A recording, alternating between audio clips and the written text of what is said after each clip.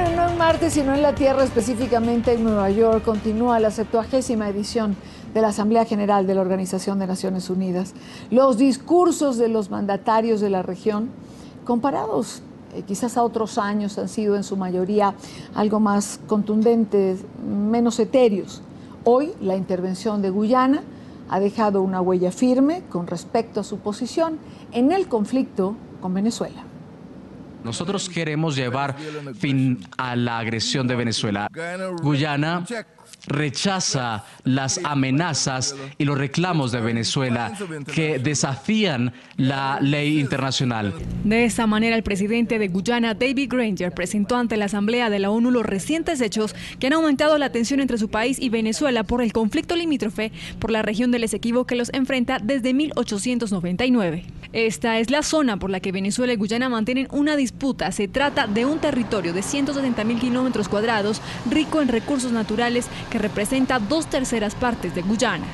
Venezuela ha amenazado nuestro desarrollo económico. Por 50 años nuestro territorio, nuestra territorialidad ha sido amenazada por Venezuela. El reciente incidente fue el 10 de octubre, cuando Venezuela entró en nuestra zona marítima y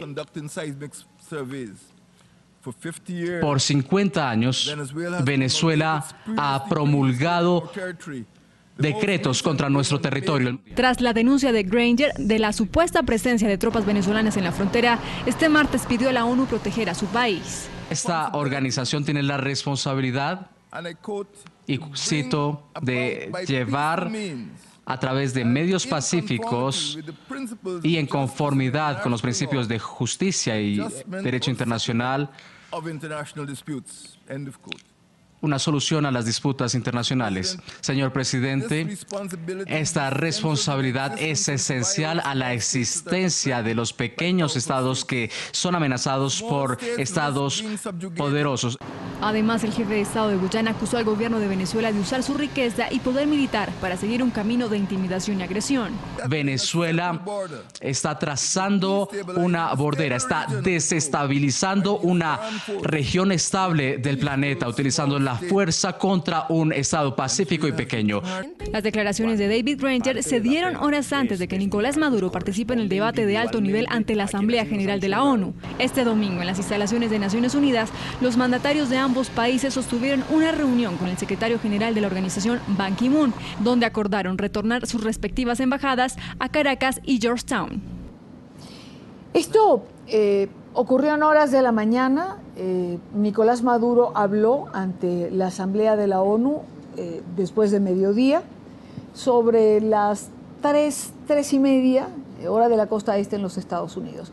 Maduro pareciera no haber escuchado las declaraciones del presidente de Guyana, porque hoy sus palabras sobre este conflicto fueron en tono diplomático. Esto decía Nicolás Maduro. Quiero agradecer al secretario general Ban Ki-moon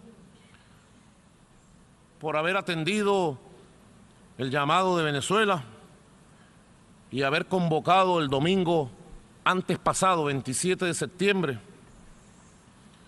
el día de la luna roja, del eclipse.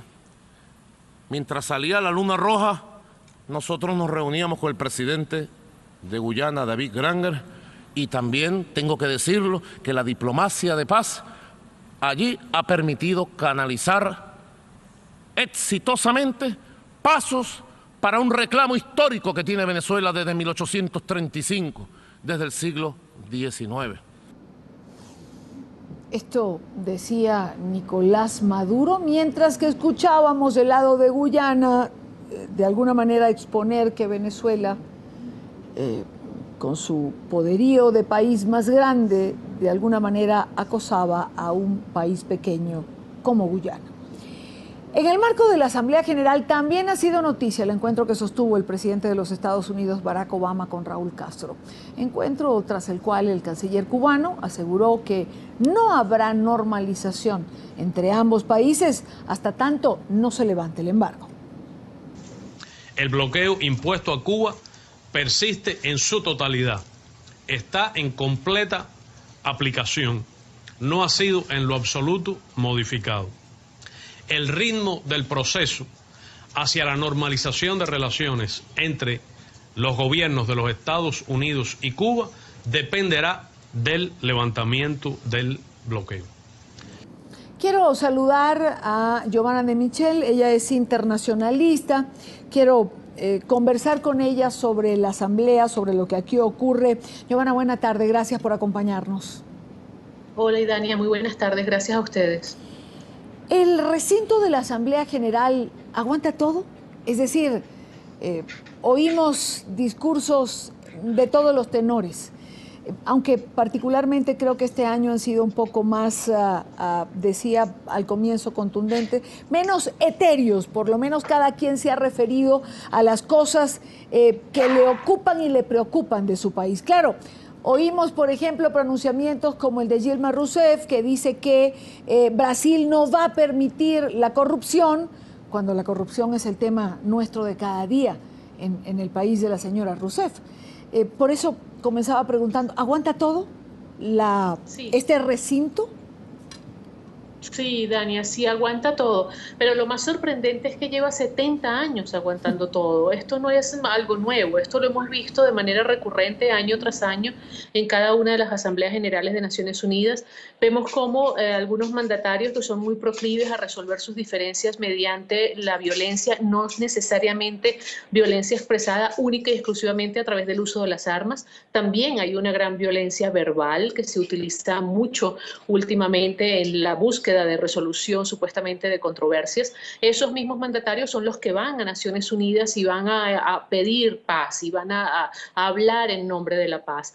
Algunos mandatarios que, digamos, han generado situaciones sumamente difíciles al interior de su país, van a la Asamblea General de Naciones Unidas, a esa que lo aguanta todo, a dar, digamos, recomendaciones acerca de cómo mejorar el nivel y la calidad de vida de los ciudadanos alrededor del mundo. Inclusive van a asumir compromisos como las metas que se acaban de asumir para el año 2030, las cuales, cuando uno conoce la realidad de cerca de los países miembros de la Organización de Naciones Unidas, pues no nos queda otra cosa más que confirmar que son una quimera, son una expresión de deseo, pero que lamentablemente si no se resuelven los problemas de fondo y de raíz, pues muy difícilmente se van a alcanzar. Lo has dicho de una manera absolutamente clara, la Asamblea General lo aguanta todo. Yo solo agregaría que lleva 70 años aguantándolo todo. Bueno, es que, digamos, Nicolás Maduro es de los últimos mandatarios que ha hablado, y le escuchaba yo hablando precisamente de la paz, hablando de que todos tenemos que convivir, cada uno con su manera de pensar. Le escuchaba hacer un llamado al mundo ante las próximas elecciones del 6 de diciembre, por si había en algún momento algún intento de desestabilizar a Venezuela. Y uno dice, bueno, exactamente la oposición hace el llamado contrario. Es decir, en Venezuela se acosa a la gente, se la persigue y se la encarcela por pensar diferente. Y uno ve a Nicolás Maduro y lo escucha allí en el seno de la Asamblea, o escucha a Raúl Castro hablando del levantamiento del embargo, pero no de los derechos humanos. Es un poco incongruente. Ahora, Giovanna, precisamente por esto hay mucha gente que habla de la inutilidad de estos encuentros, por la hipocresía que puede manejarse tanto de los temas que los mandatarios llevan como por la actitud que otros asumen frente a ellos. Sí, fíjate, Dania, que hay una cosa bien interesante, ¿no? Y es que si nosotros revisamos los discursos de los mandatarios en la Asamblea General, vamos a encontrar que casi ninguno de ellos ha mentido, dicen grandes verdades. El problema es que no dicen todas las verdades. Es decir, se va a la Asamblea General a reconocer los errores que han cometido otros, pero ninguno se ha parado allí a reconocer su propio error, a reconocer las fallas, las limitaciones que ha tenido en el ejercicio del poder dentro de su propio país. Parece que llegaran como que si fueran observadores completamente ajenos, que no estuvieran desempeñando ninguna función de gobierno en ninguna parte del mundo. El caso del presidente Nicolás Maduro dijo cosas que son muy ciertas, sí, es verdad. Dijo que la Organización de Naciones Unidas no ha cumplido su cometido, y es cierto. Fue creada precisamente para evitar grandes conflictos internacionales y fue creada inmediatamente después de la Segunda Guerra Mundial. Sin embargo, no lo ha logrado. No solamente no ha logrado evitar los conflictos, sino que no ha logrado logrado parar los conflictos que ya se han desatado. También dijo el presidente Nicolás Maduro que no se ha logrado erradicar el problema de la pobreza. Sí, también es cierto, pero quizás nos hubiera gustado escuchar del presidente Nicolás Maduro que lamentablemente en el último año ha habido un repunte de la pobreza en Venezuela, que ha habido, digamos, algunos errores, que ha habido grandes fallas en materia económica dentro de Venezuela, que el país vive la peor crisis económica que haya vivido en su historia reciente. Ni siquiera en el año 92, cuando el país tuvo que hacer frente a 2 golpes de Estado, se vivió una situación tan precaria como la que se está viviendo en estos momentos en el país. Ni siquiera en el año 2002, cuando se produjeron los sucesos de abril, que el Tribunal Supremo de Justicia dijo que no había sido un golpe de Estado, pero que independientemente de que cómo lo se quiera calificar, fue una situación sumamente difícil, cuando el paro petrolero, ni siquiera en aquel momento se vivía en Venezuela la situación tan precaria que hoy se está viviendo. Entonces, escuchar al presidente de los venezolanos, el que ha sido, digamos, el principal protagonista, por decirlo de alguna manera, de todo este problemón económico en el que está inmerso un país de 30 millones de habitantes, hablar de la necesidad de erradicar la pobreza, de mejorar la calidad de vida de la gente, de respetar las diversas opiniones cuando dentro del país, yo invito a cualquiera, y Dania, que después de esta conversación entre, ¿por qué no?, en mi cuenta de Twitter y vea la cantidad de comentarios adversos, que esos pudieran ser muy bienvenidos, de hecho son bienvenidos, pero la cantidad de insultos que hay precisamente por expresar lo que siento, que de pronto es diferente a lo que piensa otro sector de la gente. Entonces, en un país donde pasan este tipo de cosas, hay un presidente que va a la Asamblea General de Naciones Unidas a reconocer estos mismos errores, pero en otras latitudes. No los reconoce dentro de su país. Y eso es lo que prácticamente han hecho todos los jefes de Estado. Es lo que hizo Dilma Rousseff cuando fue a hablar de la lucha contra la corrupción. Parece realmente una cosa casi graciosa, ¿no? Casi totalmente paradójico que ella vaya a hablar de la lucha contra la corrupción cuando inclusive su mentor, el mismo expresidente Lula, está pasando en estos momentos por unas circunstancias bastante adversas y bastante difíciles que lo vinculan con lamentables temas de corrupción, y deberá pues dar algunas explicaciones, ¿no? Ahora, ¿es preferible contar con una organización que quizás no llene todas las expectativas a no contar con ninguna? Sí, sin lugar a dudas. El problema no es la organización, Idania. El problema es los representantes ante esa organización. Porque si cada uno de los jefes de Estados presentes en esta Asamblea General de Naciones Unidas, además de reconocer los errores de los otros, hicieran un alto para reconocer sus propios errores y comprometerse a implementar las rectificaciones que deban implementar dentro de su propio país, seguramente el mundo sería diferente. En una sociedad que quiere cambios, lo más importante es que cada uno entienda que es necesario un cambio, y para que toda la sociedad cambie, cada una de las individualidades debe cambiar. Eso pasa dentro de una familia, eso pasa en un condominio, eso pasa en un vecindario, eso pasa en la comunidad internacional. Nosotros hemos visto a un presidente de los Estados Unidos, por ejemplo, reconociendo que los tiempos de las decisiones unilaterales por parte de los Estados Unidos quedaron atrás. Hemos visto un presidente de los Estados Unidos reconociendo que 50 años de política exterior hacia Cuba fueron errados y que definitivamente tenía que rectificar. Pero no hemos visto a un presidente latinoamericano reconociendo, por ejemplo,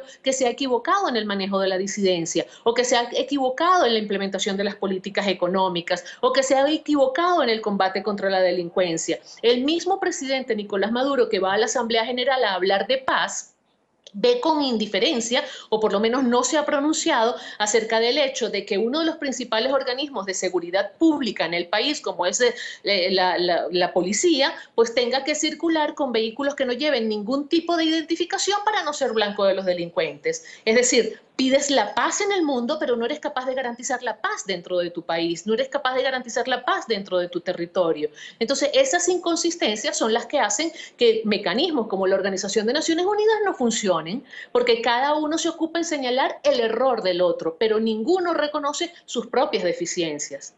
Claro, recordé alguna vez, en cuestiones de trabajo, tuve a alguien cerca que siempre decía una frase que no olvidé jamás, que decía: no me relaje la norma. Y te pregunto, Giovanna, ¿el problema es relajar la norma? Es decir, las normas no pueden ser acomodaticias. Las normas son normas y son para que se cumplan todos, pero pareciera que cada quien las interpreta de acuerdo a las necesidades propias o de acuerdo a la conveniencia de cada país.